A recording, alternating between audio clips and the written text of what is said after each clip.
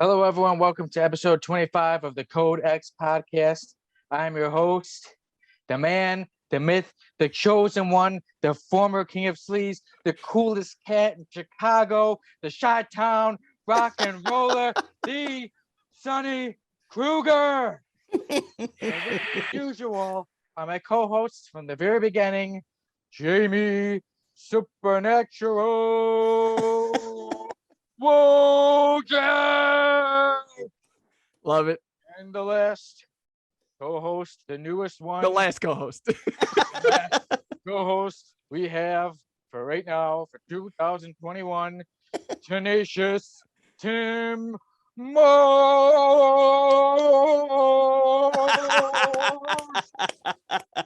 This is the best opening ever. It is. Sonny, I gotta say one thing: that vein in your head could not get any bigger. You look like you're about to blow. Like you're just like. Vein is a bit up, and then I accidentally hit mute. But now mute's done. It's all good. So here we go. That's what happened. That's a hit. Oh, no. The mute was fine. Just right now, as I was about to come back, hit it. But after that, after my big introduction of us all, obviously something had to go wrong. I couldn't just go all right. It wouldn't be Codex without something going terribly, terribly wrong in the middle.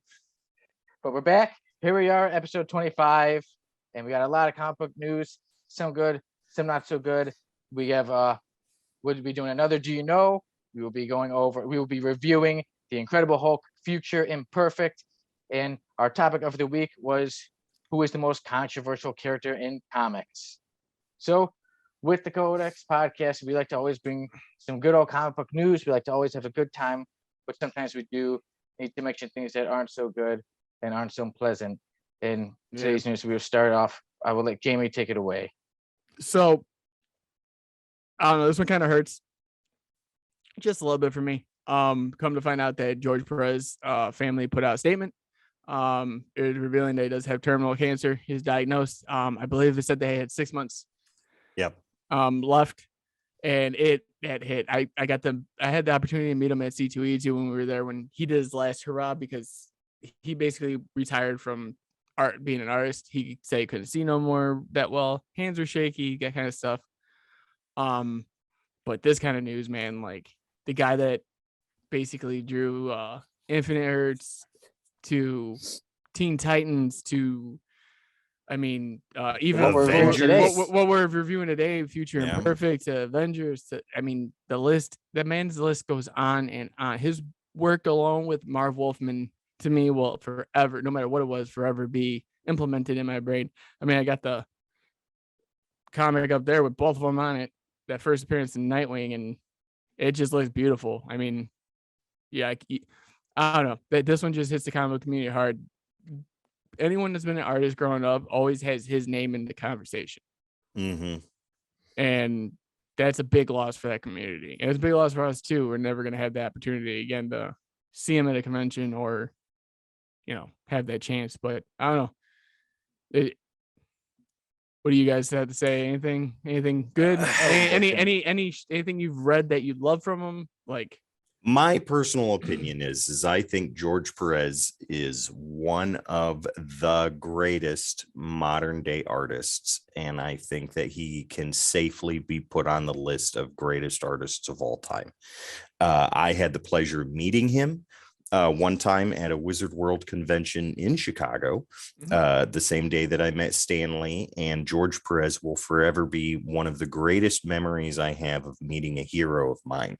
I had my kids and my ex-wife was with me at the time, and that man took the time to stop what he was doing and interact with my children and talk to them and ask them how they were doing. And my daughter and my son, Grace and Ethan, they were just little. They were tiny, stroller tiny. And he was playing with them and all that stuff. That was one of the coolest things that I will ever remember about him. He signed my Infinity Gauntlet #1. Him and I chatted for about 20 minutes. And then on I went. Yeah, even Infinity Gauntlet, he did. That's there. Yeah. My wall is Perez. I'm just saying, like, the other Titan. Boom, right there. Like, yeah. my wall is 90% or 60% Perez. But Perez's artwork style is very unique. Nobody draws like him. He is a master of his craft, and it's somebody that we will never have again. This is very saddening news. This is very disheartening, and it's not going to be a good day when he goes. I think it's going to be just as sad and as horrible as the day that Stan Lee passed away.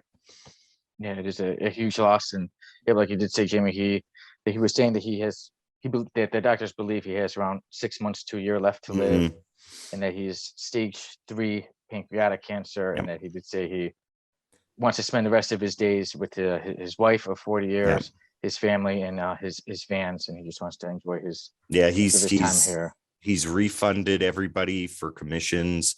That's all done. He said he wanted to do one more show and do as much signing as he could on that day, and then that would be it. Wow. Yeah, and even too, like I said, how this week I picked the Hulk Future Imperfect, which he is the artist for. That was probably the weirdest coincidence we've ever had. Yeah, and last week when we were doing our books that we're most thankful for, I mentioned Infinity Gauntlet, which also he's the artist of that as well. So like you were saying, Tim, you're one of the greatest artists, and it's a huge loss. And like I said, not just a great artist, but a great person. So Perez art when you see it. Yeah, and dude, he is the most humble person you could ever meet. Like he had no ego whatsoever. He was just, hey, thank you for buying everything. Thank you for all the years that, it was just, he's just an amazing person, amazing talent. I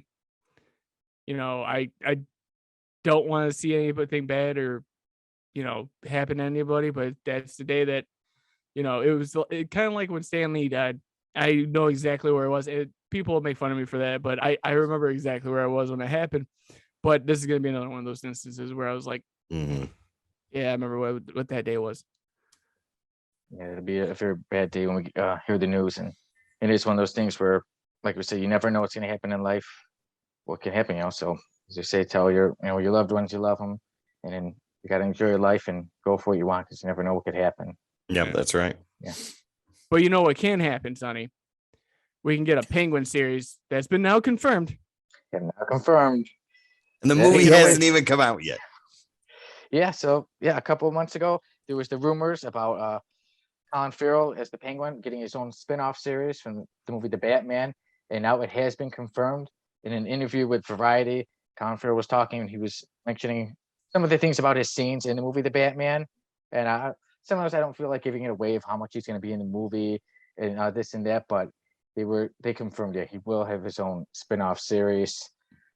There really isn't too much more, but I'm glad to hear it. And after seeing the last trailer for the Batman, I'm excited. His portrayal seems like he's going to do a really good job as the Penguin. So I'm excited to see what this is about. I'm guessing it's going to be a prequel series of how he gets to that point, but we shall see how it goes. What are you guys thinking? Go ahead, Jamie. Okay.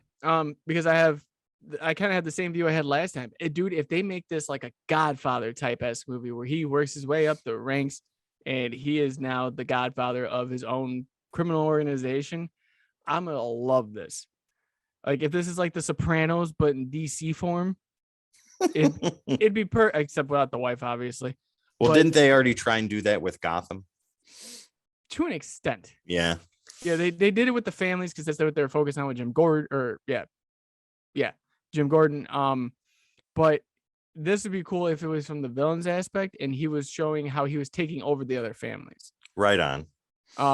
I think that if they go that route, it's going to be amazing. And it's just a central focus on Penguin. No, you have a couple side characters, it's fine, but just work with him and what he's going through. My idea is this takes place either after the Batman movie has begun, or this is happening while the Batman movie is happening. I would love that part, like just to see like him doing something and then it stops. Like they don't explain what happens and he comes back into the screen like the next episode and goes, yeah, so that fight with what we were going to do, I had a fight with the Batman. We need to. If it's like that, that would seal it for me. I would watch that 110% if it were done that way. I would, dude. It would be awesome if they did it, because this thing gonna come out for another year or so. Mhm. Which coincidentally, next year, Batman. It'd be cool if it was like the first 3 episodes, and then they're about to go. He's like, I gotta go take care of some stuff, and then he comes back and he's all beat up, and he's like, yeah, the bat got to me, and then the Batman shows what happened and why he got to him, and then they go from there. That I would be love something amazing. like that, just to tie in. Cool. Yeah, Batman so- isn't too far away. It's only a few months away. Yeah.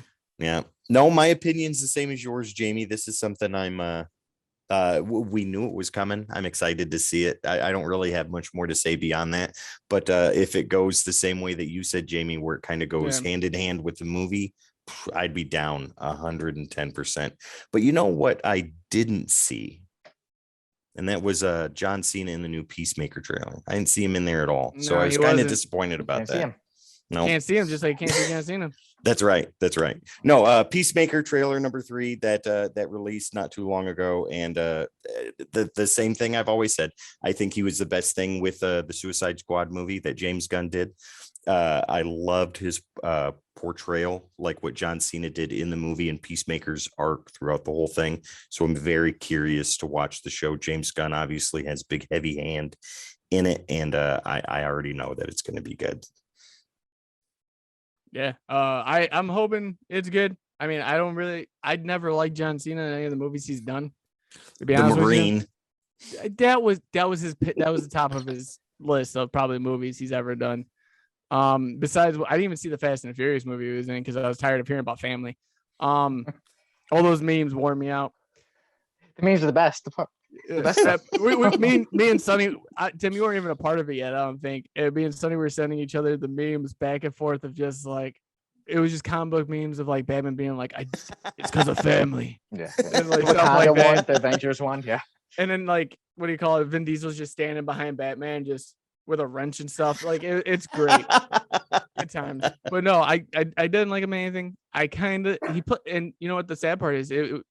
I didn't like him that much in Suicide Squad, but I didn't like him because of the fact he played a guy you just couldn't like. You get what I'm saying? Yeah. Like, yeah, he played that very well. He played a character that you grew to hate as the and movie imagine if he did progressed. that in wrestling. Then But that never happened. So we're gonna we move saw on. what happened to Hogan when he did that, and if John Cena did that, same thing would happen. His career Yeah. would be over. Amazing. Well, You said we amazing. could end it. Rob. Yeah. Well, he plays the big muscular idiot very well. That's the part for him. Yes, The that big exactly. muscular idiot, I don't think he could really play many other parts. No, the one thing I don't want to see is him and his white tidies for a whole episode. I'm sorry. No, it has to be now. Sonny's got that screenshot somewhere in the room. I think that's why he moved the Wolverine picture. We see too much of it. You just see a trailer, you'll see enough of him in his white tighties. So Yeah, no. I'm Oh good. my god. No, but speaking of things that I can't stand, Morbius is filming and there's more scenes with Michael Keaton. It's Morbius, it's Jared Leto. I really don't care. But Michael Keaton, on the other hand, I do actually like and appreciate. So I'm actually excited for this. I want to see how this ties in now that, well, Sonny, you didn't see Venom yet, have you? No, Not earmuffs. Earmuffs, Sonny.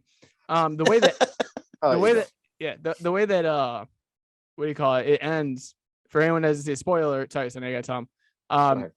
Venom gets brought into the same universe as Spider-Man is in.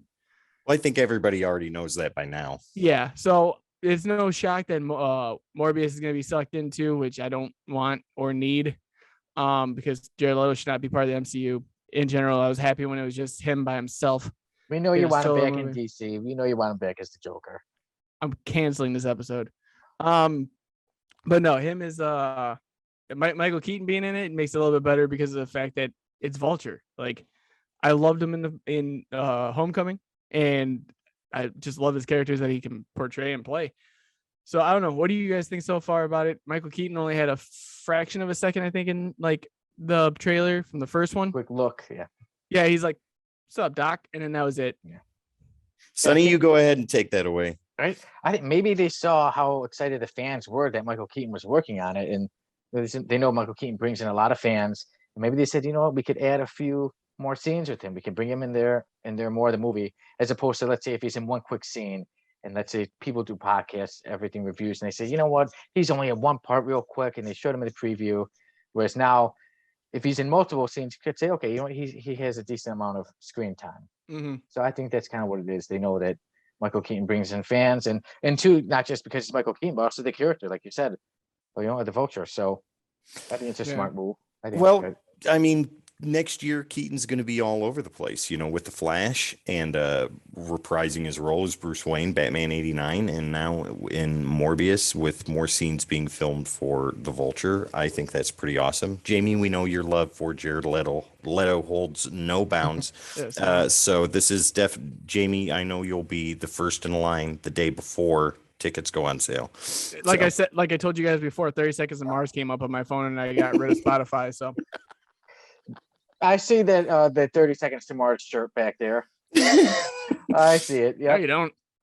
But no, I'm excited for this. I think it's going to be good. It just solidifies even more that we already know. But the thing I'm more excited about is Sonny's potential MCU appearance. Yes. Now, I Sonny, you posted this, and I didn't know if we were doing an audition or if this is actual news.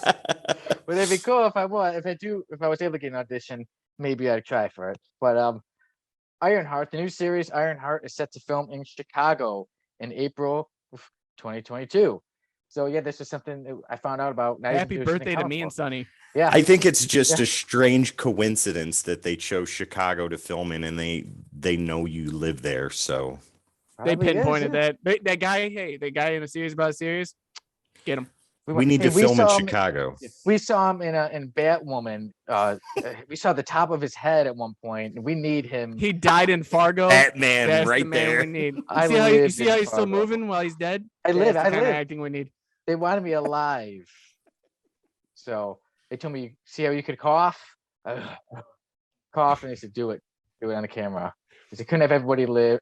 They said, this guy, he looks like somebody who could survive a gunshot. If they could have given you an Emmy, they would have. Show us how to cough and making it contagious for coronavirus. Show us again. I know. Sonny. When I thought about that, like now when you think like, oh geez, cough again. Okay, cough again.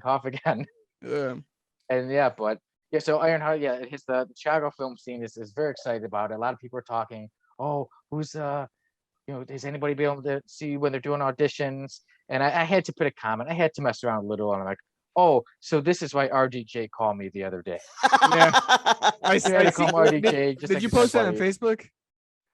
I commented on there. Yeah, because usually I don't know why, but like if you're a friend, like you can see other friends' comments and what they're doing, and like half the time I'll see like a random post and I'm like, why is this on here? And it's like Sonny commented, and it's like, yeah, I remember when Bryan Cranston was cool back in 73. Like it'd just be the most random thing that you could ever think of. And Sonny's like posting it. I forgot the one he's posting one of the comic collector things. And dude, I was just cracking up. Was it recently?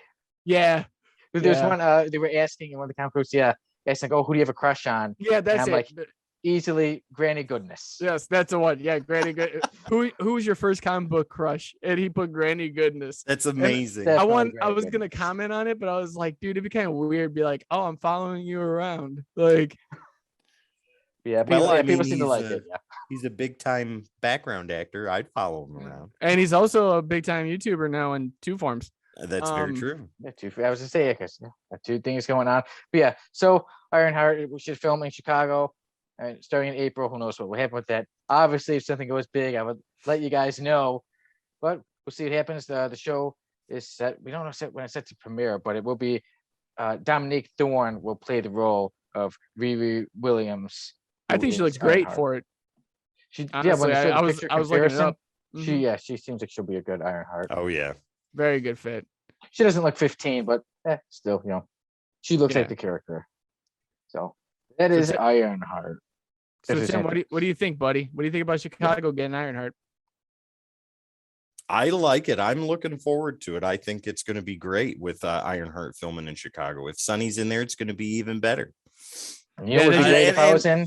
It brings up the Rotten Tomato meter. Spider-Man. And I know that we were talking about, or that you had mentioned something like this before, Sonny, about not having a hero in Chicago. Well, Merry Christmas. Now you do.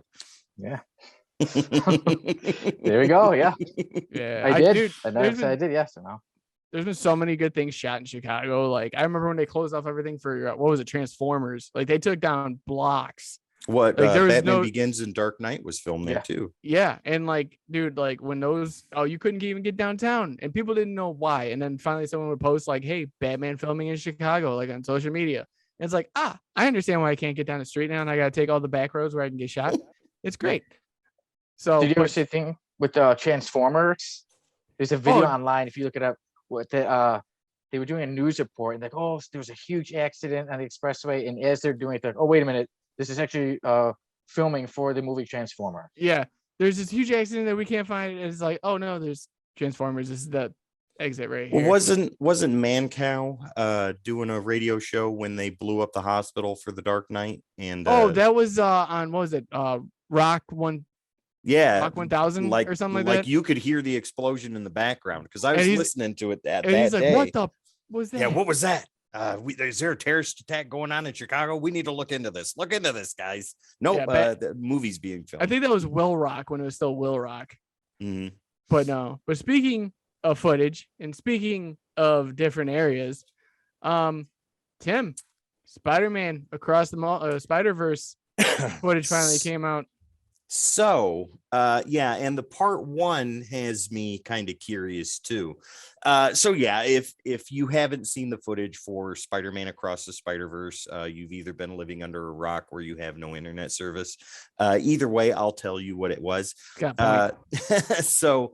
Miles Morales, Gwen Stacy comes in, pulls him back. You know, what does he say? He's grounded. He can't go out. Well, Spider-Man grounded? Well, no, not exactly. Bloop. Off they go. And then lo and behold, who we were hoping, dreaming, and wanting to be in there, Spider-Man 2099. Mm-hmm. And the animation style for him looks unorthodox but amazing. It's unique.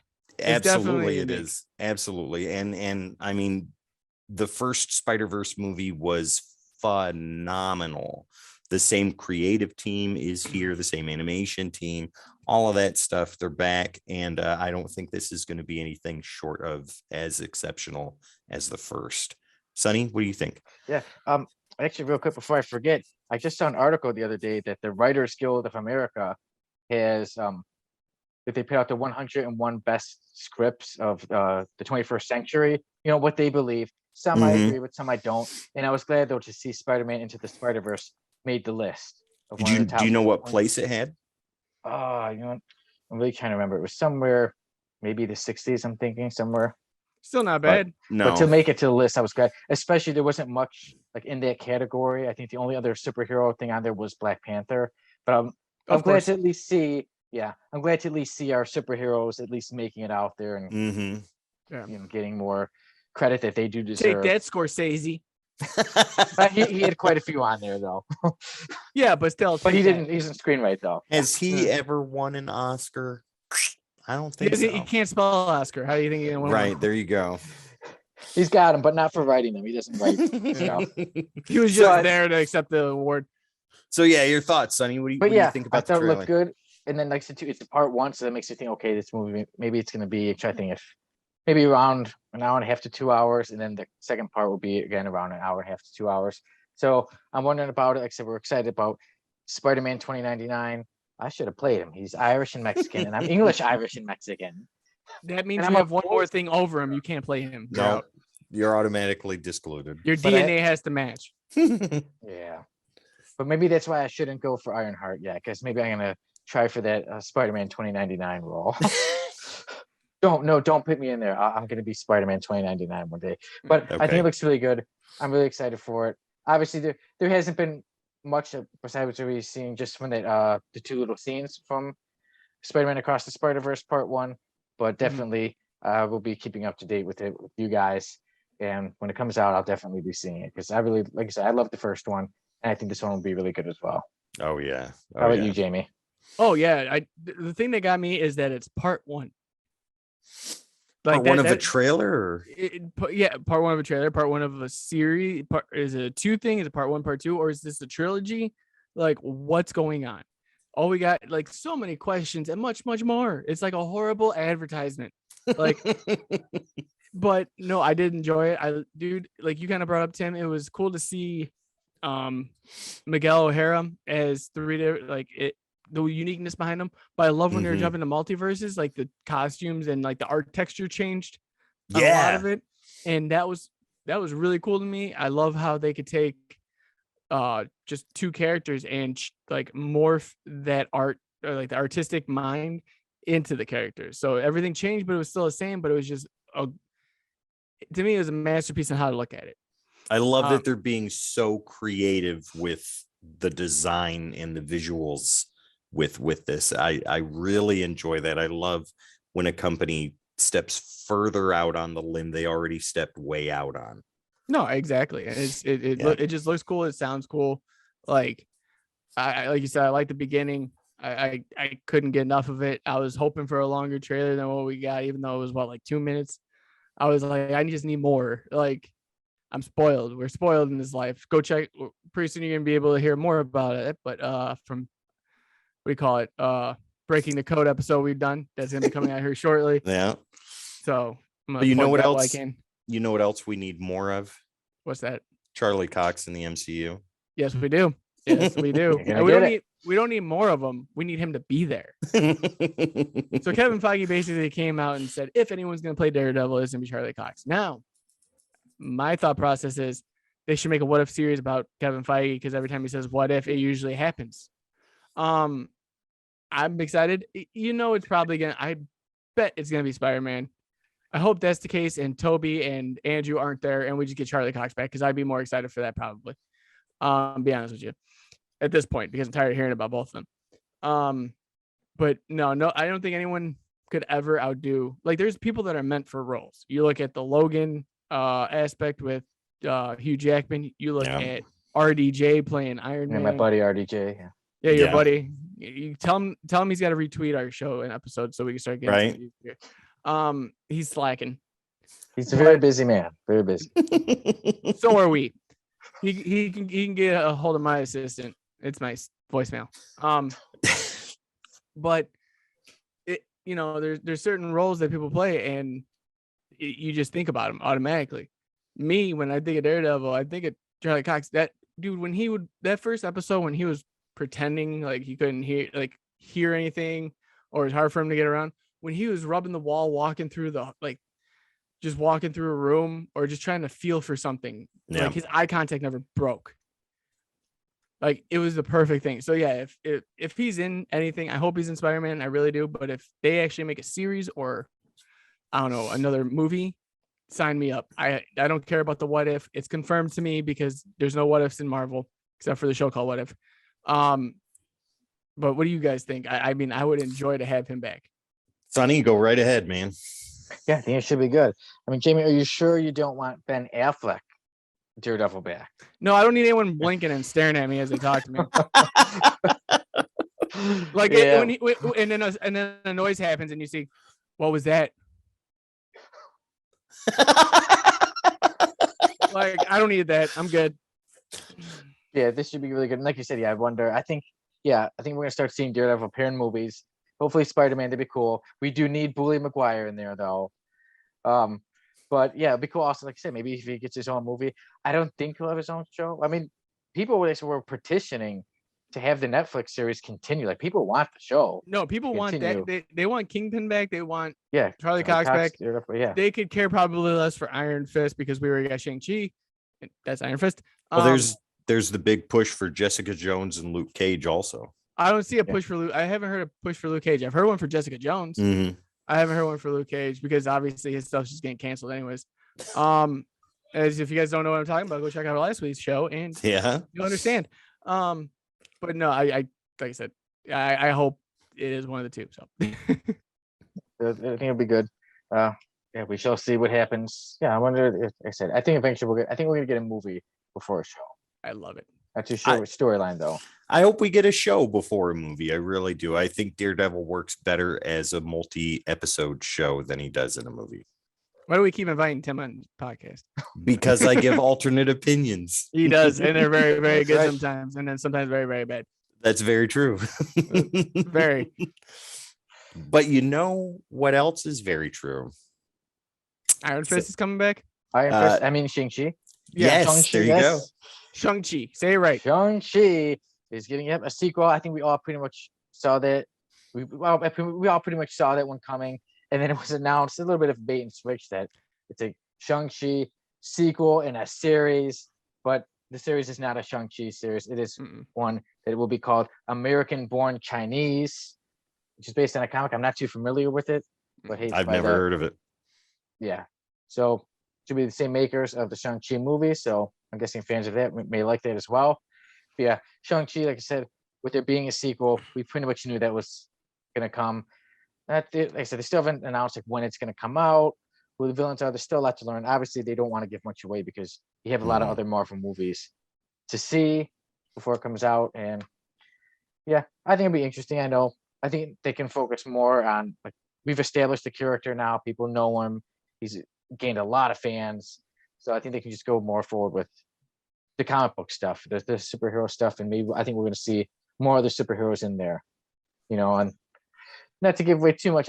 There's one part, if you haven't seen Shang-Chi yet, and there's a little part after the movie, I'm going to mention a little spoiler. But do it. It's already. It's been out for like 8 years at this point. Like, but yeah. So at the ending, how we did see the Hulk, we saw Captain Marvel, and they're all talking together. So you can tell. I think the next Shang-Chi movie is going to have quite a few superheroes, at least quite a few Avengers in there, and I think maybe even better than the first. Well, I've been saying, Jamie, and I think you and I even talked about this the other day, is they're doing a real big push for the next Avengers team, because you have who's left, and then you have all these new characters coming in, Hawkeye 2 and Shang-Chi and Kate Bishop. Say her name. Oh yeah, Kate Bishop. Use your big boy words. Her as well, and all that stuff, and Spider-Man still being around for 3 more movies. So it's either going to be a Young Avengers or a continuation of the Avengers with these new characters coming in. It's a no-brainer that a second movie for Shang-Chi is made. The television series I'm curious about. I don't know much about the comic, if anything at all, but I'll check it out. Me and my kids loved Shang-Chi, and we'll definitely go see the second one. Yeah, I'm crying over here because how great Iron Fist was. No, but I don't know how I feel about this.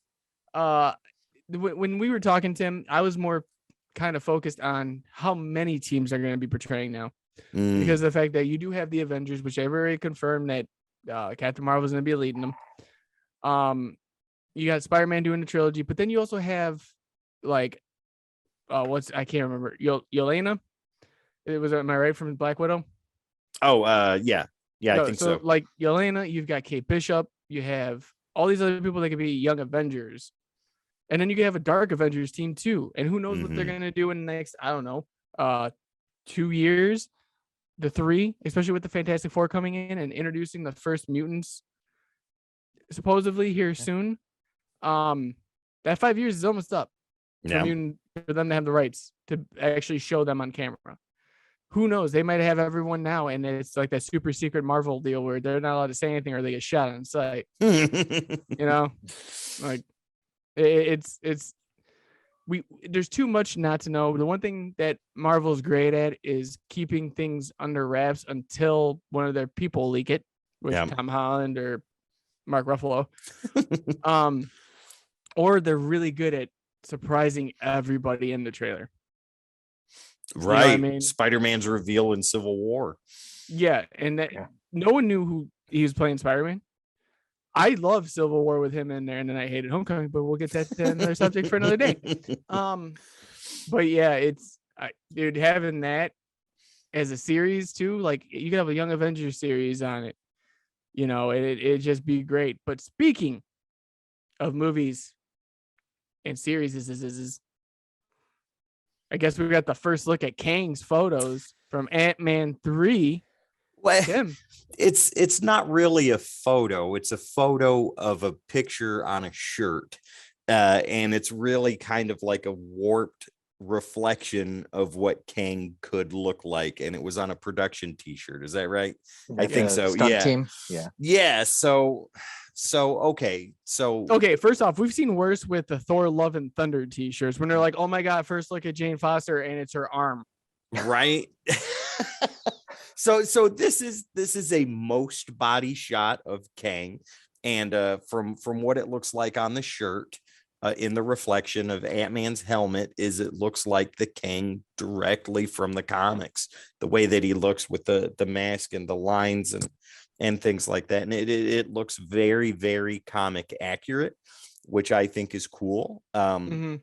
Beyond that, I don't think there's much more to say because no official picture has come out of what the actor looks like as Kang on screen. I mean, we all know he's going to do good, right? We all know he's going to do good, though. We saw his work in Loki, and that was absolutely fantastic. And now we're going to see him in Ant-Man and the Wasp.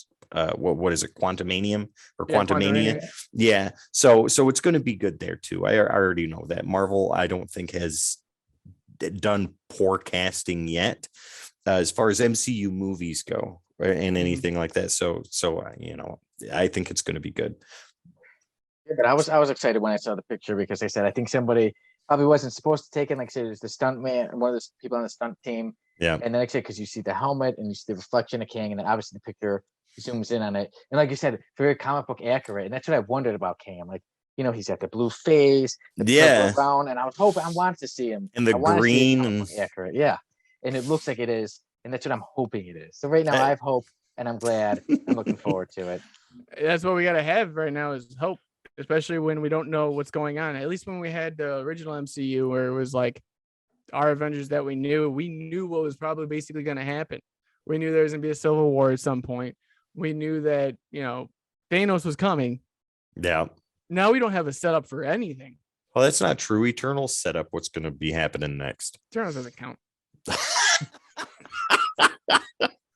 That was Game of Thrones. But no, I mean, we do have an idea. Okay, we got an idea, guys. Sorry, Tim. Okay, moving on. You can't count Eternals out. It lays the foundation for the next phase. Okay, it lays the foundation, boys and girls and gentlemen and ladies. But no, we kind of got an idea of what's gonna happen, but it's not like, how can I put it? It wasn't like the Thanos impact that we had when we first saw him in the post-credit scene, when he was actually purple and not like a weird pink. But no, I'm excited to see how it looks. I want that original look. I hope they do variants in this, and the Quantumania is them seeing all these different variants of King and how he's conquered worlds. And Scott Lang's got to stop it with his ant power. Like, get him, Aunt Mima. Like, go. Like, So yeah, I'm excited. I hope it actually is him in the original suit, to be honest. Yeah. And well, how you guys are talking about like who's gonna be the big villain in Marvel? Maybe it will be Galactus As a I clown. hope so. I think Galactus. No Cloud Galactus. I want like Cloud from the Galactus comics. back. They need to bring him into the MCU, destroy him, and then find the real Galactus. That was his twin brother from another mother. Yes. Yes. Maybe the real Galactus can have one of his heralds destroy it. But that brings us on to our next topic, which is Galactus has a new herald now. And those who are reading Avengers, this is a spoiler for Avengers number 50, which actually happens to be the 750th issue of Avengers overall. Ooh, I got both variants of that. I haven't read it yet, but I got both variants. I got the good one and the what do you call it? The Doomsday all variant. Go on. I'm sorry. I'll have to see. Maybe send me a picture so I can see I will. those. But Galactus's new herald is Kazar. Not many people are too familiar with Kazar. I'm an X-Men fan, so a lot of us X-Men fans do know who he is. He's the man in the jungle. He doesn't have any powers. Some people have even said he's like a cheap spinoff of He-Man. That's what I originally thought of Kazar, but I realized Kazar's older than He-Man. Kazar was around first. Yeah. But yeah, Kazar is the new herald of Galactus, and it seems like I said, because I didn't realize he's a member of the Avengers, and it seems like now he has the powers that Kazar thinks, okay, I'm just tricking Galactus. But I think maybe having too much power, he's not going to want to give it up because he knows Galactus will eventually be able to say, hey, I can take this off from you. But what do you guys think of Kazar being the new herald of Galactus? I That missed is- when Thor was. Sorry, go ahead, Tim. No, I just wanted to throw that out there. all I'm going to say is that is a very strange choice for a Herald of Galactus. Like, that is the last character, with the exception of Jubilee, that I would have chosen. My to number be the- one. Yeah, exactly. Gabe, To be the Herald of Galactus. When you think of the Herald of Galactus, you think of this guy back here or something like that, but not Kazar from the Savage Land. So Right. Yeah. I'm curious. That's all I'm really going to say about that. It's an interesting pick. Yeah. Yeah. Well, here, you gotta look at it from the standpoint too. If you want to build a character's reputation and get them out there, put them as something unexpected. Very true. So putting Kazar as the next Herald, people are gonna ask questions like we are right now, like why? Yeah. Why him? Is there a reason? And there they'll has explain to it. be. You know, like why Kazar? Why He-Man Light? I want to know. So it's definitely like a good way to go about it. I think if you're agree. Herald of like who was it? Like I was just saying Thor. He was a Herald for like a whole arc, and then it was like, I'm gonna just punch you in the face and we're gonna end this right now. Let me just hit you in one ear and we'll move on. Yeah. But like you really wouldn't know any, better if it okay, so it's basically saying like if you took Howard the Duck. No one's heard of Howard the Duck in so long besides that one little cameo he had. And made him the Herald of Galactus. And made him the Herald of Galactus. How quick do you think everybody would flip and try to find out why and buy that issue? That's very true. Honestly. You sit there and it's like, there's some people that be like, it's that. You mean Howard the Duck? Like the duck? Like the Duck of Howard? The very one. And that's be his name, the Duck of Howard? And, they'll be like, okay, well, we want to know why. But they did the same thing with they had a series they were trying to get them to pop off because they were talking about a movie potentially. Mhm. And they side tangent, sorry guys. But they did one with Deadpool. I think he was Dead Duck. And there was like a 5-issue mini series with him. And I was just like, really? We're doing Howard the Duck as Deadpool? And he had like the whole Deadpool costume on, and it was just funny. But I didn't read it because I was like, okay, this is getting ridiculous. Because this was the time where like Deadpool was booming. Yeah. So, yeah, good times. Good time to be alive when you get Howard the Duck as Deadpool and Kazar as Herald of Galactus. Herald of Galactus. This is time to be alive. Yeah, one might say it's a bit diabolical to have them Ooh. as a hero. That Jamie, is- I pass it to you now. yeah, diabolical, indubitably, my friend. The Boys is getting a spinoff called Diabolical, which if anyone has not seen The Boys yet, oh my god, you guys suck. I need to see it. Okay, so excluding these two, because obviously they don't care about the show or anything else in life. The Boys is probably up there in one of my favorite series, bar none. But to have the animated series for Diabolical come out, which actually has it comes out next year on Prime Video, so it's staying on the same home as The Boys, which is nice. Carl Urban came out and was like surprise and said some words that I can't say here because this is a PG-13 rated show. But I'm excited for it. I'm excited to see what happens in it. I don't know that much about it, about like the whole diabolical aspect of it. I don't know what team they're using. It doesn't go into too much detail from the one I read. Maybe you guys read a different one. But dude, if it's as good as The Boys and it's animated, I could see it almost as what they did with Invincible, which you guys probably haven't seen either. I've seen the first 5 episodes of Invincible. Okay, so you know how it can get. Yes. Oh, yes. I want it. That's like The Boys in real, like the live action. I want that exactly in the animated too. So hopefully they don't disappoint. Guys, I want to ask you what your thoughts are, but you haven't seen anything. So I need to see. Yeah, I'm trying to catch up. I was thinking I watched the Falcon and the Winter Soldier. Now I need to get to Loki. Then I can get to The Boys because I know, like I said, you've been talking about saying that it's really good. It seems since really episode good. 1. Yeah. You've had 25 weeks. You've I had gotta more, get to it. almost half a year. Literally. There's so much to watch. But The Boys is know. definitely one very high on my list. It seems good. And like I said, Jamie, the animated series should be good and violent and, well, diabolical seems like it would be a good name for it. Yeah. I'm interested. I've seen a couple of episodes of The Boys, like 1 or 2. and I loved it. I've read the majority of the comics and Herogasm too. So, but yeah, I want to see the rest of the series. I want to see the animated series. It's on my list, like you said, Sonny. It's just there's a lot to get to. Well, Yes. just to say though, like Diabolical is like the dark horse of the show. Which, speaking of dark horse, by the way, guys, Tim's So got some news. This was more shocking to me than the reshoots on Doctor Strange 2. So yeah, Dark Horse. I like how me and Sonny just looked at you real fast, like, what?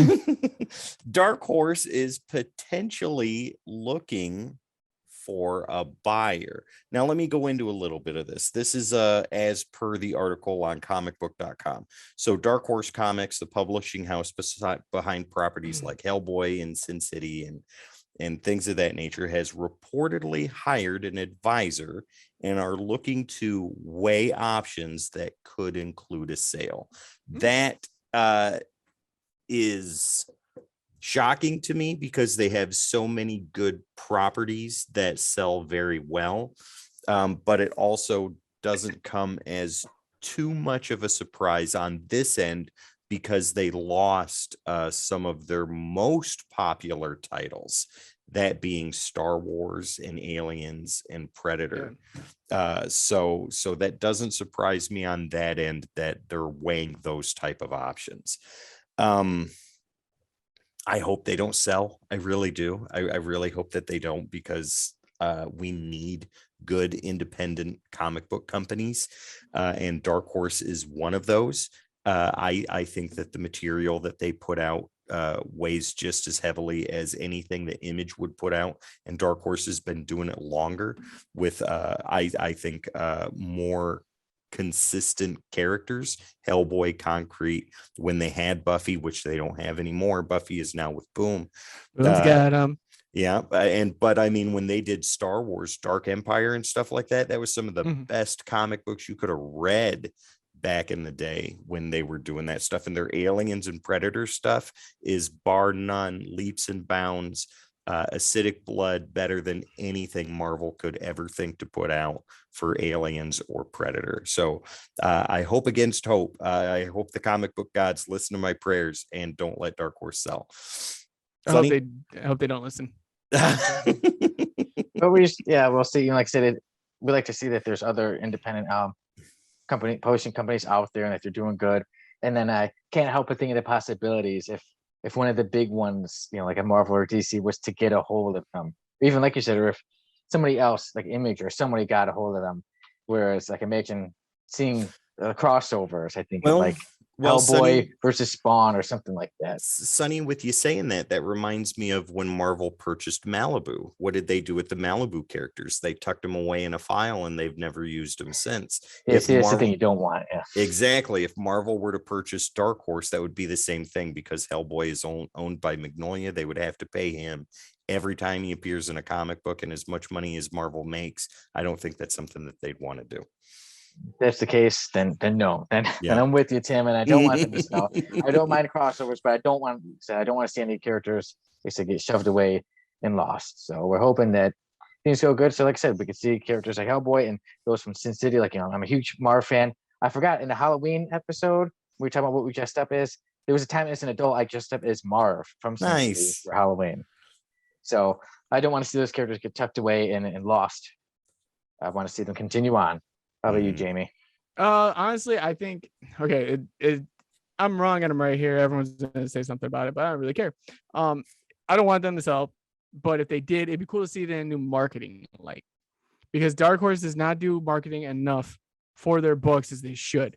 They have a plethora of them, as Tim said. I love the company. I do. And I've read stuff from them for a while. Hellboy's always going to be a staple, no matter where you turn. Everyone's going to think of the old ones, not that new one with Red Guardian, whoever, I forgot his name, who plays him. Hopper. No, that's Halbert. That's Stranger Things. Hopper from Stranger Things. Yeah, where he's going to go with same that. actor, though. Yeah, same actor. He was also, but hey, they don't really have a big marketing thing. Like, you look at places like Image and Boom and you're seeing solicitations left and right, and you're seeing all people put posters up of, crossover, the actual series, or Saga returning in January is the biggest news about comics since ever. Like, and that's an Image comic. So to me, it's like, okay, yeah, don't sell, but at the same time, if you sell, give me a marketing team that's actually going to do marketing. Yeah, I can agree with that. I can Or get behind that. boom, guess what? Don't sell and get a marketing team that does marketing. Or not boom, Dark Horse. That's a Dark Horse. Did I say boom? We're on boom. I don't know. Boom is on the mind.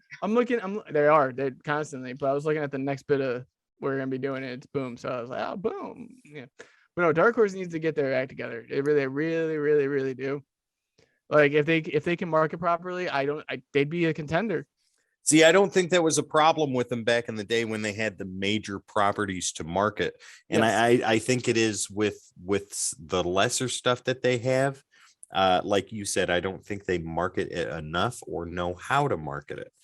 Well, if you look at like Boom and Image, for example, they both put out mainly 5 issues of a series. And then what we don't know is that they option to have more.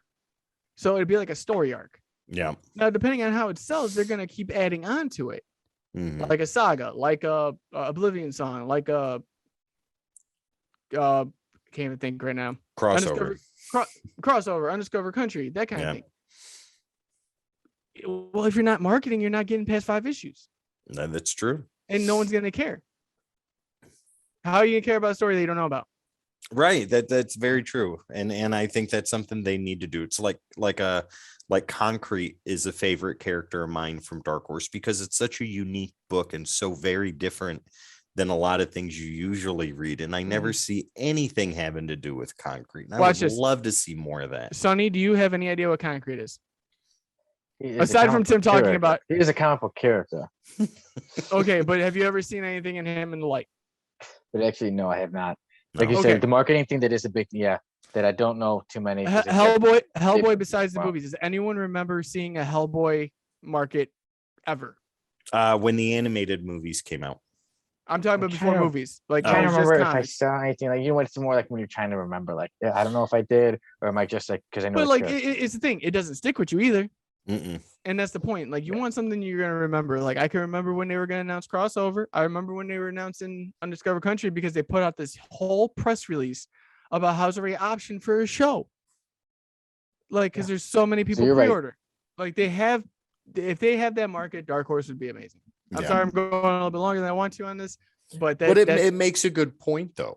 Yeah, I'm gonna pull a Peter. It grinds my gears on how like you'll get your marketing when you fix this door. Yeah, right. They haven't fixed it yet. I'm about to kick it in. That's gonna happen. Well, beyond that, Sonny, maybe you could do an explosion by kicking in that door. Oh. Well, yeah. Hopefully, I don't blow my mic this time. But earlier, I found out when I did the introduction, something came up on my computer and thought I was trying to bring up a music app. And that's what messed up the whole volume thing. But now I know to be prepared for it. Yeah, don't punch the screen. Yeah, because right now we're on to Boom Studios news.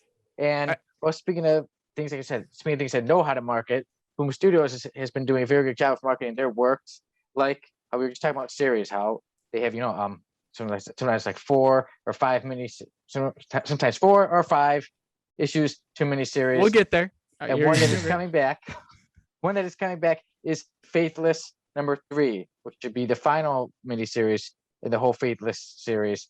And it is by Brian Azzarello, who did Luther, which we reviewed earlier on our show, episode 2, I believe. He did Joker. He's done. Yeah. What else? Batman Damned. Yeah. With the infamous Batwing. Yes, so Brian Azzarello was on it. Also, Maria Levette. So they have their Faithless 3, which should be coming out soon. And that will be 5 issues. That one I'm interested in. And also, I heard that one variant cover, they can't even show. They can't show it online. And also, if you go to the comic store, it's covered up because it's so sexually explicit. Ooh. So now I'm interested to see what they cover. Yeah, somebody's like, I want 12, please. How many do you have in the store, sir? To share. And then also, too, with Boom, what I'm excited about, to tell you guys is Buffy the Last Vampire Slayer is out now. And we have to read it earlier. I got to read it, and tomorrow my review for it in our Boom Thursdays will come out. And I really enjoyed Buffy the Last Vampire Slayer, and that is set to be a 4-issue miniseries. I really enjoyed it though. At first, I thought it was ongoing, to be honest with you, because I thought, hey, they're never going to end Buffy. And then I realized that it's not, and that they're ending Buffy. So that happened. I'm excited for it, Sonny. I'm excited to see your review on it, and that's going to be my scales on whether I read it or I don't read it. If you liked it, I'll go check it out. If you didn't, I'll check it out after I read everything else.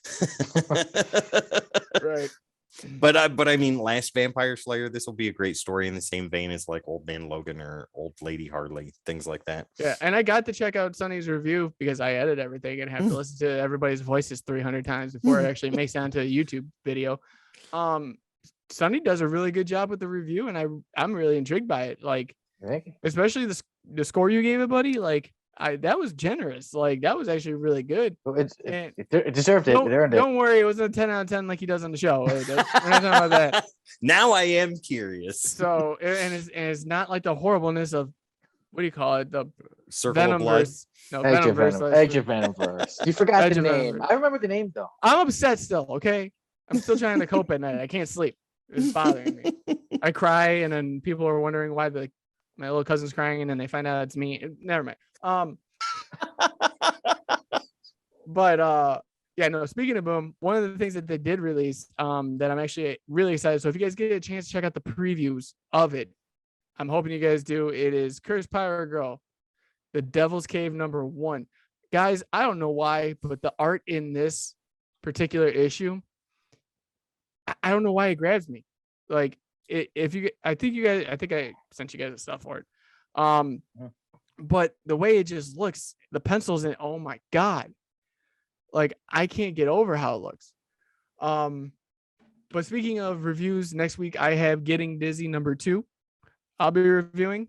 And then by next week, I also believe me and Tim will be doing a review on Mighty Morphin and Power Rangers for the Altarian War. That is still continuing. If you guys haven't got a chance yet, check out our last video, which I believe. Oh my God. If they're not reading it, they need to read it because they need to be as excited as you and I are about this storyline. Very. Tim has it as his potential #1 for the year. Yes. And I agree. It's in my top 5 of the year. I don't want to say if it's #1 yet because I want to see how this plays out. And there's a couple other comics that I am like #1, but this has blown me away. This whole series has, like, if it's crossover, I mean, like, I don't think that Marvel's put anything out better, or DC for that matter. No, this and year. most of them are my I think I got one DC book on it. Yeah. And the rest are indie, which is weird because I am the biggest Big 2 guy I've ever met in my life. But the fact is that, like, indie's taking over my life now. Because it's so good. I don't like it. Yeah. Sonny's not gonna be all that shelving space behind Sonny's not gonna be X-Men anymore here pretty soon. It's gonna be all Boom, all Power Image. Rangers. He'll be on the Power Ranger train with us. But for Boom, be on the lookout for 2 reviews next week or the week following. Depending on when we both get to it. There will be a review out for those 2 books. Sonny's is dropping tomorrow, which we're very, very excited for.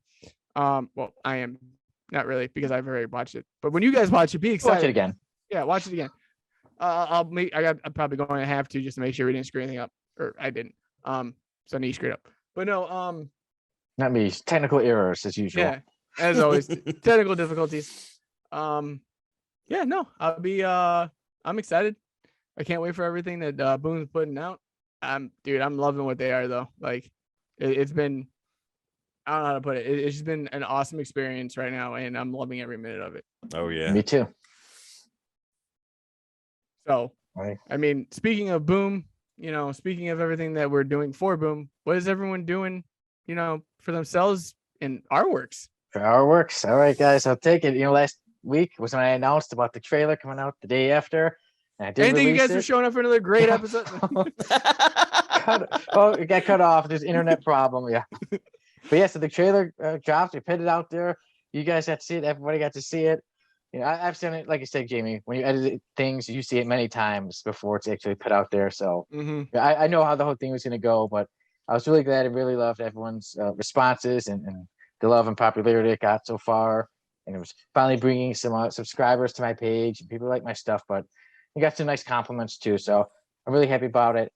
And at the end of the trailer, I did reveal that on December 17th, yes, Jamie, the day when Spider-Man comes Bold out. move, brother. Bold On move. December 17th, episode 1, pilot of a series about a series, will premiere on YouTube. And we can't wait because I'll watch it after Spider-Man. But my point is that I'm still gonna watch. Why would I do something like that? No, I'm kidding. Brother, I'm excited for you. I'm happy for you. This has been a long time coming. God, way before the show even began, we were talking about this. And dude, like it's finally here. And I don't know how you feel like right now, if you got that like nervousness that next week's the big day. But I'm gonna tell you, me and Tim both have been talking about the trailer since it dropped, and we were literally just saying it. We were telling each other like, "You did we great." We were talking. I think this past Saturday we were talking about that, Friday or Saturday, and we just talked for a half hour about how awesome it was that you had done something that a lot of people want to do and very few people take the steps forward to do. Yeah, you know what I mean, and that. No, this isn't the Sonny appreciation show like we've been doing the entire time. This is us saying good job, bud, pat on the back. Yeah. And we're gonna move on. No, I'm kidding. But no, there were parts that I laughed out loud at and watching the trailer. The part where I loved them. Shirt on. I was like, and okay, so for the part in the episode's even better than the trailer. You'll like it even more. If you go to a Kiss concert with Sonny, that image of him without the shirt on is him at a Kiss concert. Sonny, because I've seen him at the Kiss concert do that. Nobody's gonna change me. It's that's who I am. You know what song it's from, Jamie? Oh God. Oh my God. I just say it's a bit crazy. Crazy nights, brother. That's all we ever have. But no, I'm proud of you. I'm happy for you. I can't believe it's finally here. I didn't think we were gonna get it till like February. That's what I want to say. Well, guys, I really thought that was gonna come out way earlier. And then you were like, "Nope, I got a surprise." And then literally you're just like, "Yep, it's dropping." Well, I won't have my kids that Friday, so I'm gonna buy some teacup candles and some beer, some cheap beer, and turn the lights down real low. And turn the lights down real low in the middle of the afternoon and watch the episode. Yeah, I'm gonna go buy an expensive bottle of wine and videotape me just swirling. I'm not even gonna drink it. I'm just gonna swirl it around as I watch the episode with the good smell in it. Yeah, with the nose and then. I'll get a cheap $5 cigar. Jamie, we can Zoom it. We'll have a watch party. Yeah, we should. We really should. A watch party live on twitch.tv/Codex podcast without Sonny Kruger. So he can't say anything about what we say. He can just jump in the chat and we won't look at it. Right. Somebody keeps chatting in there, but I don't know who it is. We're going to ignore that person right now. Yeah, this son of the writer guy. We're going to block you if you keep messaging, sir. Well, for me, I don't drink, but I may crack open. I have this bottle of chocolate soda in my fridge, and that's what I may have to finally open that up and drink that as I watch. Ready for the disappointment. That does not taste great. Just watch the views roll in. But yeah, it's gonna. I'm really happy with the way it came out. I originally started coming up with idea. I originally started writing notes in 2019, and then started writing the story beginning of 2020. And I thought by the summer of 2020 it would come out, but well, COVID hit and everything changed around the world. And then this year, like I said, the story was written, and I said I'm gonna do it this year. It was my goal, and yeah, eventually, new year, new filming. I've been filming, editing, learning a lot as I go along, and like I said, it's finally almost here. And I'm just really excited for it, and I hope it entertains everybody. It's the main thing too. Is when you do shows, movies, books, everything. It's to entertain. So I guarantee you will be entertained. And also, guys, my short story, the comic book, the script for it, got graded the other day. I got some feedback for it. I entered into some contests, and one of the things they said was it's an interesting morality tale. There's some great stuff here. Then it mentions on the visual storytelling, it said you can work on that, and then it says thanks for sharing. But yeah, so I know people think I'm perfect, but I'm not. I make mistakes. I'm only And- human. Yeah, I don't know if I'm that, but I don't know if I'm human. I'm part cyborg. maybe, who knows? He's very meta human. I mean, have Yeah. you heard he's Hispanic and also English? And also no, Irish. t- Like and tell me also more about that. 2099. So guess what? He can't do anything right. I do it all perfectly. But yeah, so honestly, every now and then you do make mistakes. And when I did get the feedback, I saw little corrections made of the screenplay. So I said, okay, you know what? I need to get back to that, work on my mistakes, and I fixed it right then and there that night. And then I'll be ready for more contests. Nice. So like I said, with Awesome. everything, I make my mistakes, but I learn, I continue on, and I keep going forward with all those dreams I have. I have many of them. Yeah. And then, Actually, Sonny, before we jump over to the next segment, I don't know if you're done. I'm sorry if I cut you off. I was going to ask what you guys got going on. Real fast, that Friday I will be on twitch.tv/Codex Podcast gaming it for a little while. So if anyone wants to come on and go check it out, please feel free. Obviously we'll put Codex Gaming on a back burner for the time being because not enough people were receptive to it. I mean, you guys are on Twitch, but not so much on the YouTube side. So we're putting that on the back burner for the time being. But we also created the new show of Breaking the Code. So definitely go check that out. There'll be a new episode up next week, as well as we'll be working on one, I think, this weekend as well, too. So Breaking the Code, if you guys don't know, it is one topic, no script, and Jamie and I sit there and just talk about that for a good 35 to 40 minutes. It's good stuff. The first one was top 5 heroes and some unexpected choices in there. We're going to be doing top 5 villains here pretty soon, and the last one that we did on Twitch was oversaturation of comics in the industry. Yes, and that one was actually a fun one because it led us into figuring out how to stream properly. That is very true. I like the beginning when it was echoing. Yeah, But then we got to the topic. I everyone enjoyed watching the whole thing. Everyone had their phone on. It was like you heard us talk, and then you heard both of our phones going off. Can you hear me in there? You hear me? And like we were like, hey, we're on here. Let's see how good this goes. And we did an episode of Breaking the Code, and it turned out actually to be a great conversation. I also learned how to do proper lighting. Oh yeah, yeah. He got his little lantern. Yeah, It's not his Green Lantern, but it's lantern. It's a red lantern, actually. It's a red Coleman lantern. You're atrocious like atrocities. But yeah, no, that's gonna be hitting pretty soon. And like I said, Gaming Friday. I want to start pushing some gaming out there so that way, because here's the thing for me was trying to do like 3 hours, but I have to do an hour and then break, and then no one was really viewing it. So I'd rather just beat the whole game in a sitting. Imagine doing an 8-hour Twitch stream of a game and see how many people we can get. I think that's the goal. Maybe I know one 10-year-old that will sit here and watch you stream from start to finish when you play. I do too, and he's probably gonna end up calling me this weekend. James, are you gonna stream this weekend? I'm gonna have him call you when I get him in the car on Friday. Do it. I mean, I'll probably. I gotta be at training from 6:45 to 8:15, but I mean, I'm gonna be playing probably the whole night then. Right on. Yeah, Sonny. When I'm playing, he's got no curfew. He's got no bedtime. That's very true. Sonny, when he was playing Guardians the last time, like you had just started it, my son grabbed this big pillow that we have, put it on the floor, and he laid down. I was like, "You okay?" He's like, "Dad, I'm watching the stream." I said, "Okay, all right." And he laid there the whole time, talked in the chat and all that stuff, and he thought that was the coolest thing ever. I don't know if I have a mic on this time. I'm still having some interference with the mic, but I will have the chat up. So if you see me pause, it's because I'm chatting with everybody too. Yeah. So yeah, that's our works too, bud.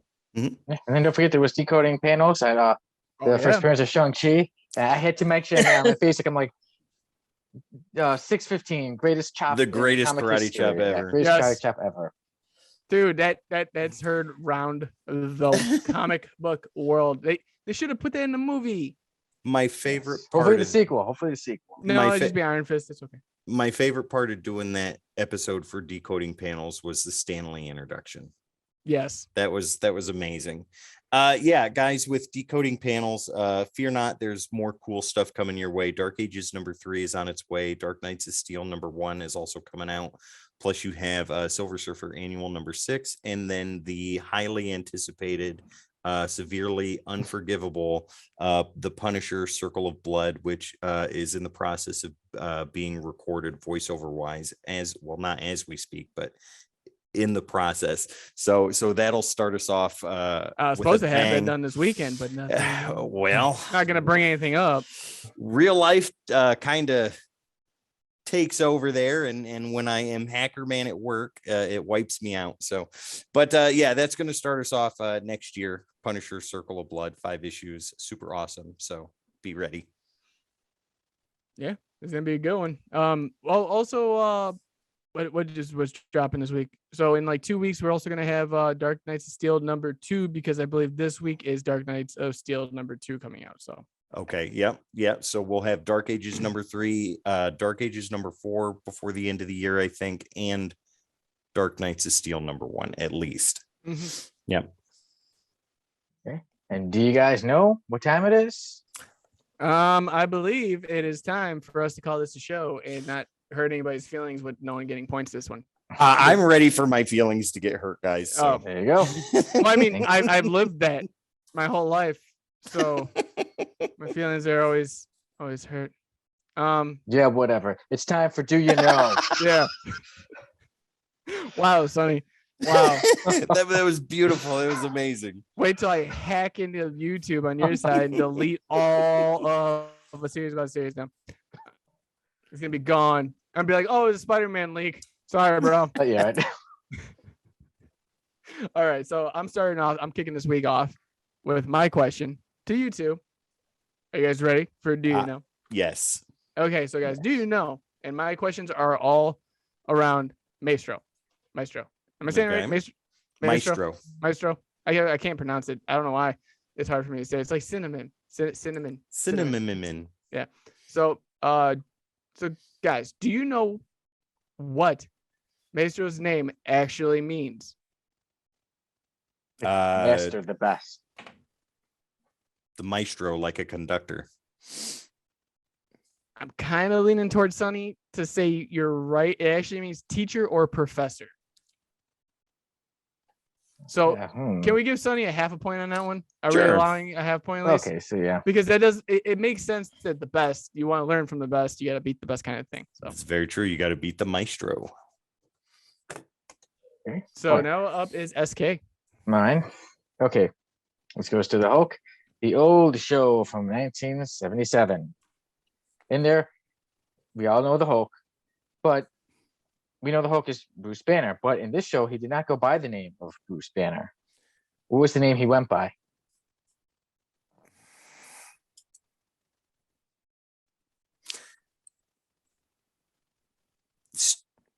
I don't know. I'm gonna take a big question mark on that. I haven't seen it in so long. Frigno. Stewie Griffin. Well, he actually went by the name of Dr. David Banner. God. Okay. No, I don't know. So okay. Now moving on. So Sonny's only got. I take away that half a point for Sonny that I gave. Take it away. Got a half point for me now at the Tim's question.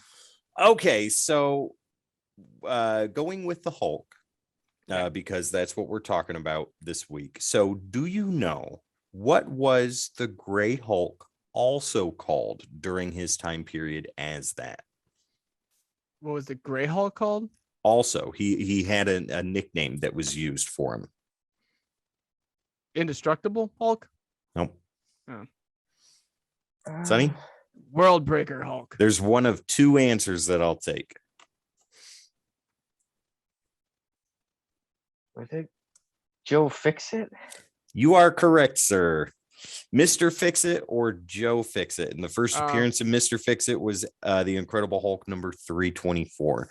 That was during the time when he was working for the mob as the doorman or whatever, with the tuxedos and all that stuff in the famous Wolverine cover. Yeah, that's what I was thinking of. Yeah. Yep, with the Hulk and Wolverine leaning up against him and all that. So Mr. Fix-It or Joe Fix-It. So I think Sonny, Sonny's got this one. I think so too. Yeah. Let's hope so. Let's root for it. Let's just call this right now. Do you know Sonny won this one? Okay, so it's my turn. So do you know what Maestro's name was before they called him Maestro?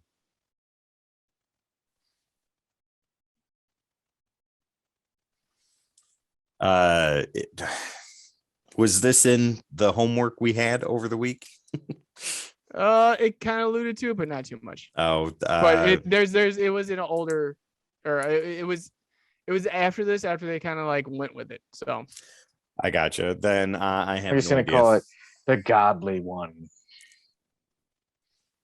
I don't know. I have no clue.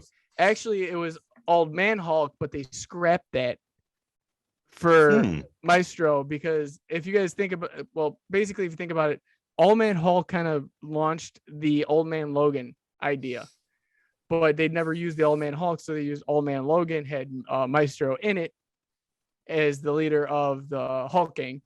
Mm-hmm. So they called him Old Man Hulk at first, but then scrapped that name altogether because they thought it sounded too corny. Yeah, I'm glad they went with Maestro. So nobody Okay. got that one. Thank God. No. We get a point here. Sonny's winning with 1.5 points currently. But let's get on to some controversy. For the Immortal Hulk, I'll get things a little more recent times.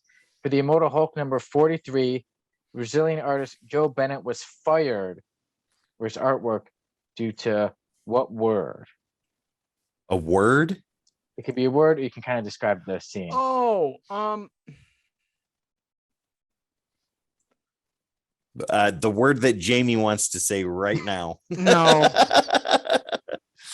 No, Well, you can describe the scene for what it is. I'm trying to remember exactly which one because also the other artist got fired at the end of 50 Wow.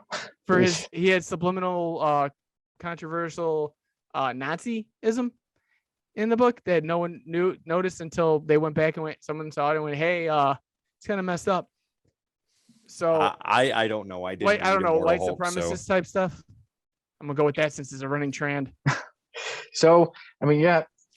So technically, the word is jewelry. I mean, it is as I'd say, anti-Semitic because the word is jewelry. As the guy was at the jewelry store, in the back you see the Star of David, and above it it says jewelry. That's You right. say jewelry.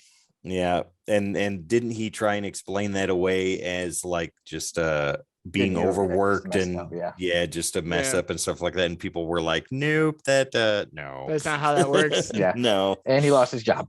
Yep. I think I should get a half a point for that one because I was kind of on the right track. I'm okay with that. On the right, yeah, I give you a half because, like you said, you had to deal with racism and yeah. Yeah. Okay, so Sonny, this falls in line with the live action Incredible Hulk television show. This isn't fair. So where you said that he went by David Banner in the program, what was the name of the actor that played Dr. David Banner in the Incredible Hulk TV show and television movies? David Tanner. Bill Bixby. You are correct, sir. That is another whole point for you. Bill Bixby was the actor that played. Wait, Bixby versus Batman? You mean the comic that's out right now? Yes. He was the actor that played Dr. David Banner in the Incredible Hulk live action television show and what was his name? TV movies. Bill Bixby. Yep. Bixby.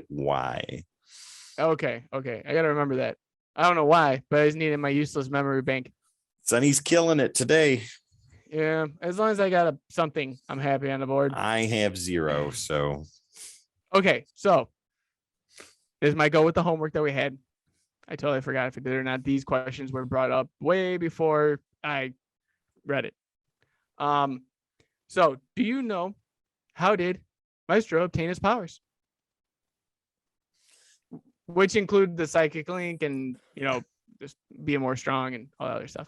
Wasn't that the oversaturation of radiation during the nuclear wars that took place, or the big giant war that took place that like wiped out everybody? And that's half of what drove him mad and made him extra Yeah. strong in the extra stuff too. Oversaturation of radiation. Because yeah, obviously the overextension, yeah, that, and then too also with the anger of losing everything. I said it also caused his mind. So he got the more angry he got, the stronger he got as well. Guys Along are with what both Tim right. said. It was the Hulk being exposed to excess radiation from a gamma meteor. Nice. I'm catching up to you, Sonny. All right, I'm so in, what am and I? I'm in last. 3.5. Okay. So what? It's my question, right? No, Mine. Sonny's going. Sonny's. That's right. Go ahead. Now I got another chance. Okay.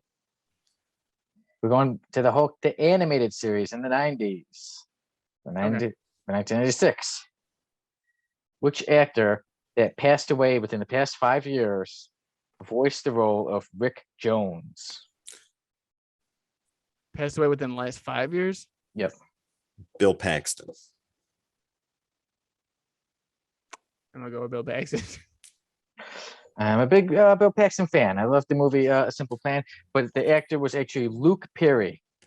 What? Wait, has it been 5 years? I think it was within the past 5 years. Oh, within the past. I 5 think it's years. been like 2 or 3 years. Yeah. Okay, no, because Luke Perry, I okay, I remember that one now. Yeah, because I was surprised when I saw that. Yeah, Quick Luke side Perry, tangent. Did you know that his son? Do you know that his son wrestles for AEW? Jungle Boy. Jungle Boy. Whoa. Okay, go on. Okay, Tim. Okay, you. so sticking with live action Hulk here. And kind of going in a little bit to some of the news that we were talking about earlier. What was the first live action appearance of Daredevil? So I already gave you a big clue. So Okay, so it's an episode of The Incredible Hulk. the first live action, the first live action appearance of Daredevil. What was the program that he was in called? So are you looking for the episode name or? I'll give you a hint on this. It was one of the television movies. Is that the one where he's on trial? What was it called? He's his lawyer, or is his attorney? Oh my god! I'm just gonna say The Incredible Hulk. The trial of Banner. Jamie, I'm going to give you half a point for that because I'm doing great with these halves. I can make a whole. It's called The Trial of the Incredible Hulk. I was gonna say that, but Very at close. first, and I was like, that would sound too cheesy. Nope, that's I couldn't exactly what it remember. was.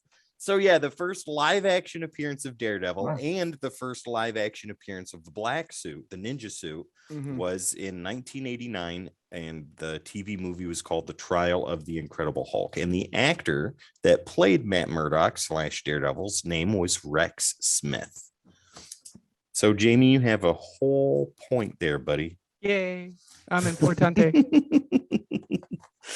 All right, what'd the tally come to be? Sonny won. We know. Let's move Sonny, on.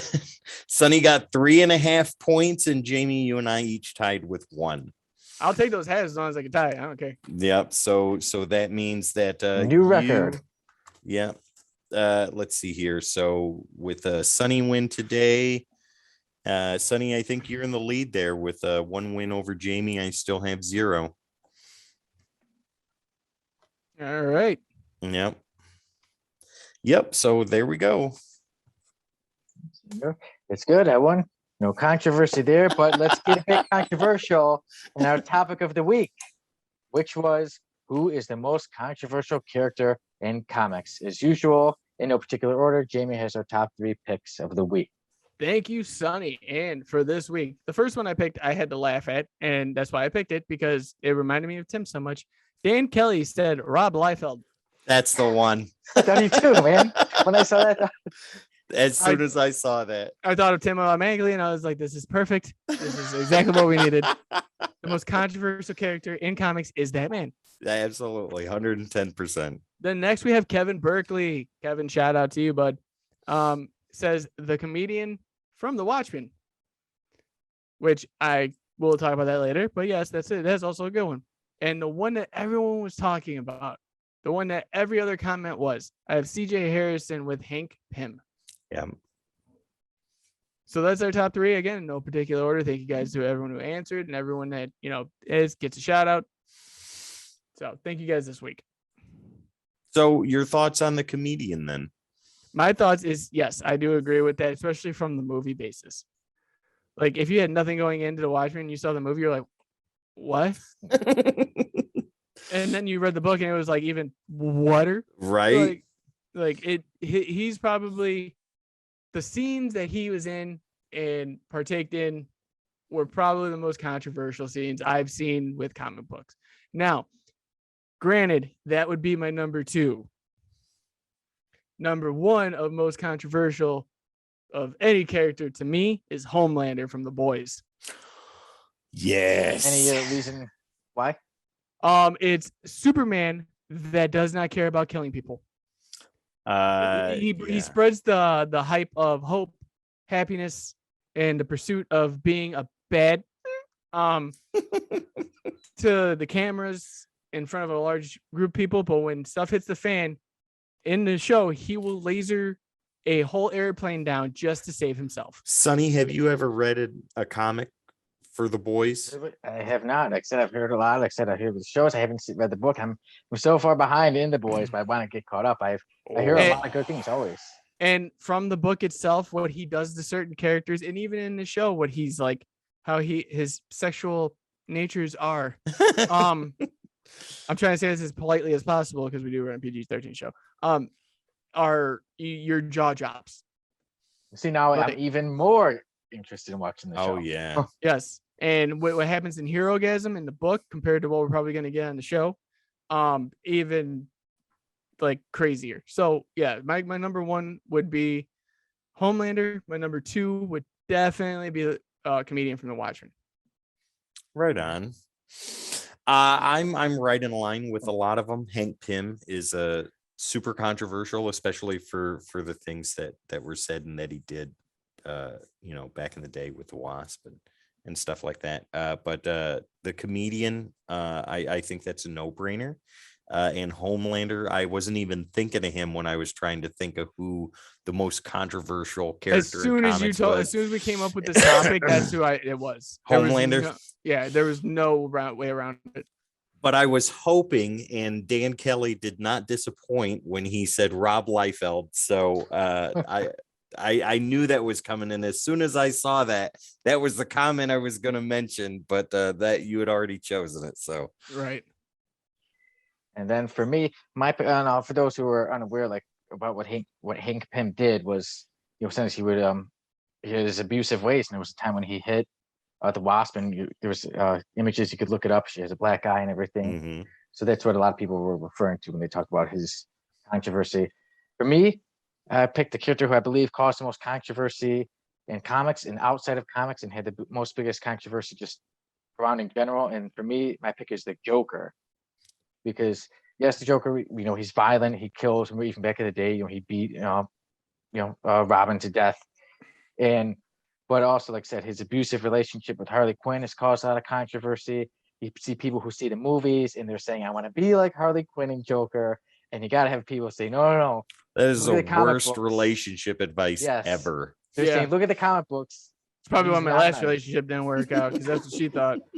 Well, we know the Joker's been very abusive to Harley Quinn, and also, unfortunately, people that have been as they say inspired by the Joker. We had the Hobo massacre that happened when the guy was thinking he's like the Joker or something, massacred the theater, and then when the recent Joker movie came out, starring Joaquin Phoenix, a lot of people were really on edge. Theaters are really on edge. I remember when me and my Maria we saw it, there was security there, and there's police security there, and they were holding.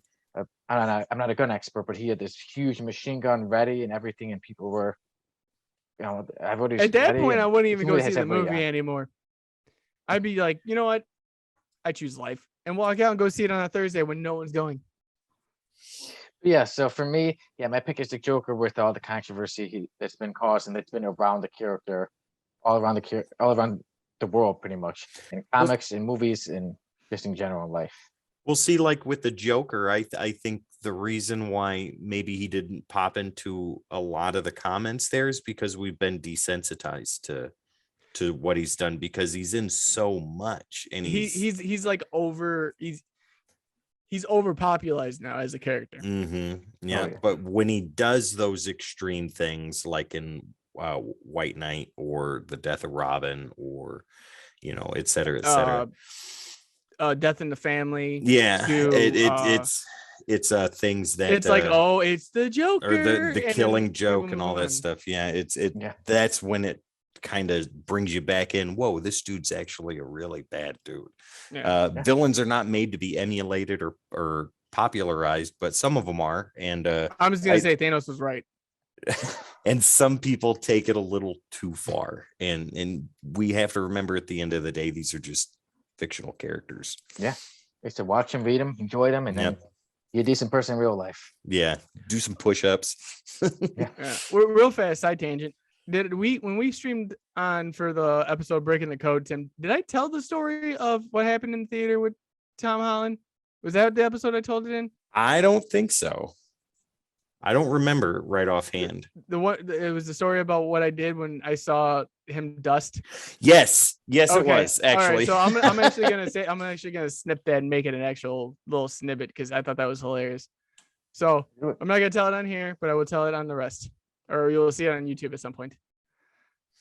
I just couldn't remember. As soon as I was like, Thanos was right. Yeah, that I made a controversy in that one. Sonny, I'll tell you about it after the show. Cool. Tell me about it, and then I'll make sure to see it, to watch the clip when you put it out there. Yep. Okay, but everyone that takes care of our topic of the week, and in watching, feel free to comment who you believe is the most controversial character in comics. If you agree with us, if you disagree with us, let us know. And now we move on from our topic of the week to our review of the week, which is the comic that I picked out, The Incredible Hulk, Future Imperfect. I'll let you guys take it away and start us off. Okay, so The Incredible Hulk, Future Imperfect. First off, let's go ahead and get the credits out of the way. So the writer is the wonderful Peter David. Artwork, that means pencils and inks this time around, go to the always impressive George Perez. Colors go to the tantalizing Tom Smith, and letters go to the joyous Joe Rosen. So yeah, The Incredible Hulk, Future Imperfect. We are started off right in the future, and its language and style are reminiscent of 2099, but this is a little bit further than that, I think. But anyways, we're in a dystopian future. Major wars have taken place that have wiped out a large portion of the population, and this one city, Dystopia, is part of all that's left of human civilization. And as the story progresses, we find out that this guy back here, Maestro, is in charge of the entire city and surrounding lands beyond, takes what he wants, does what he wants, and kills at random, at whim, if people spit on him. Well, this small band of freedom fighters has discovered Dr. Doom's time machine, and they went back into the past and grabbed the Incredible Hulk to bring him back and hopefully defeat Maestro. I don't want to go further into it than that, because I want you guys to read it for yourselves and check it out, because it's a great story. I can go into my grade now, or Jamie or Sonny, you guys can go into how you felt about it. You do your grade. Okay, so as far as the script goes, Peter David's work, I give that an 8 out of 10. And the only reason it gets that is because it was a little confusing for me in the beginning, and getting used to the dialogue that they used, fracking and I slide this and did you slide that and stuff like that. That was a little difficult. The fracking, I understood. What the frack? What the frack, Tim? Are you sliding what I'm sliding? Dude, what are you sliding? I don't know what's going on right now. Don't even slide with me anymore. Right? It's like the snapper. The snapper was written so perfectly, though. There's nothing that could ever be better than the snapper. But Peter David got close, though. So yeah, the words get an 8 out of 10, only because I think for the first quarter of issue 1, I was like, what's going on right now? I'm not really too sure.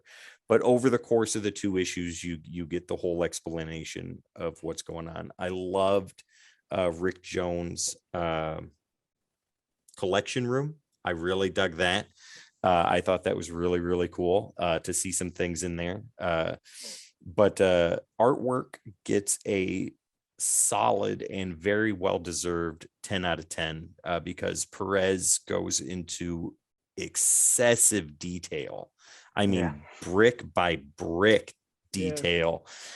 And every time I see this man do stuff, it amazes me to no end. So the artwork, yeah, 10 out of 10. Colors need to be added into this a little bit too, like what Tom Smith did with the colors. It did not remind me of a very polished Marvel comic book, especially when it came out. It reminds me more of something that I would have seen in Valiant or even Dark Horse from the 90s. It had that type of feel to it, and I really dug that. That I think added even more to it. So script 8 out of 10, artwork 10 out of 10, overall total 9 out of 10 for me. Nice. Like I said, that beginning is kind of confusing to miss off as well. Like I said, don't want to go into too much. You kind of hit the nail on the head with most of the review on it. My favorite part though was that fight. Which one? The one between Hulk and what do you call it? Maestro itself. Maestro. The first the fight first at the beginning of issue 2 or the later, the finale? Later. The Like finale the way Perez drew that. Oh my god. It was dude, both fights were flawless. Like how they looked. And you know, the conversation between both those characters was great. Like I didn't understand the slide thing either. I was like, you sliding, bro? Hey bro, you slide? Like I didn't know what was going on. The grab police are coming. Yeah, exactly. I like the use of how the Hulk was, even though you didn't know what was going on really. You know, the way they brought him when he was standing from that crumbled building and they're like, it's the Hulk. And he's like, yep, it's me. I was like, all right, I could dig this. Like, this is actually really good. And as far as Rick Jones being the leader of the Freedom Fighters, don't know why it's a tongue twister for me. That was a cool aspect too. Like seeing them in the future, it kind of connects more than anything. Let me ask you something. Were you hoping that was Professor X in the chair? Yes. When you read it, so was I. Okay, because that was the only time I was ever excited for an X-Men thing. I saw it, and it. again, it just gave my hopes up. That's not Professor X. So yeah. So overall, like my grade was a little bit different. I'm close to Tim. I gave it overall an 8.7. I thought that writing was good. I thought, dude, the art blew me away. As always, is Perez. I mean, everything's detailed to the most minute aspect of that book. And with every book he's ever done. But I think like the inks, not the inks, but like the inks worked, the color didn't. Yep. I felt like it was like a water brush at some point. In some instances. Did you get that feel? That's why it reminded me of the old Valiant stuff from back in the day. Like color wise, it looked just like that. It made it unique for a Marvel book, but I don't think it helped overall. Yeah, no, it felt like almost as if they were trying to shoot for the moon, but they hit, water in that aspect. Because it did. I mean, if it wasn't for the inks, not the inks, but the colors, I'd probably give this a lot higher of a grade. But overall, I did like this book. This is something that I feel like you do need to read and you need in your collection. If you don't already have it, I don't. So now I need it. Well, they are reasonable on eBay right now. They're not too expensive. They're reasonable everywhere else too. I seen them for like $1. There you go. I'm gonna pick them up. Okay. So Tim gives Hulk and Future Perfect 9 out of 10. Jamie gives it 8.7 out of 10. So now we go to me, you guys, and yes, I do have my epic collection right here, which is Future Imperfect. And I was reading some Hulk. Does that include the actual Future Imperfect storyline and then the Hulk? Also, it includes like regular Hulk, and then when you go throughout it, then it gets to Hulk Future Imperfect. Future Imperfect. Look at that. So then I definitely notice the difference in the artwork. I wonder how the color looks in there. No, see, it's different. It's different than what I think you and I saw, Jamie. Okay, but for me, this is, like I said, you guys were pretty much going over the story. One part I need to mention is that, it's 2 issues, but they're both longer issues. Is that towards the end of the first one, when like it is Maestro, but I always say Maestro, so I do the same thing, dude. I don't know why. I'm just gonna say it. I'm just gonna say I think it's how you Maestro. sound it out. Yeah, you know what I mean. Maestro. The Maestro is walking through, and like all his people are just getting wiped out by other booby traps, and then he just walks through, and it's hitting him in the head. It does nothing to him, and he walks through it like nothing. And then you see the Incredible Hulk rising, and the two meet up, and you see them face to face. I think it's one of my favorite endings to any issue. That scene had me really pumped. And they said that the next issue starts. They have Dr. a great Banner, fight. I presume. Yep. Yeah. There you go. And then they have their first fight, but the climax fight, that big fight, is one of my favorite fights in all of comics.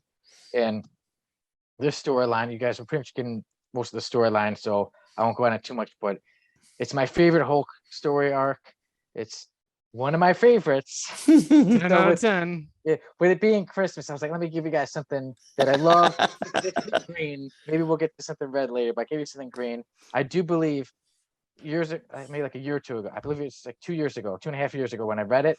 I even put it on my Snapchat. I barely go on Snapchat, and I took a picture and I said, I'm predicting in the future this will be made into movies. So I believe with the Hulk, we haven't seen a movie in a long time.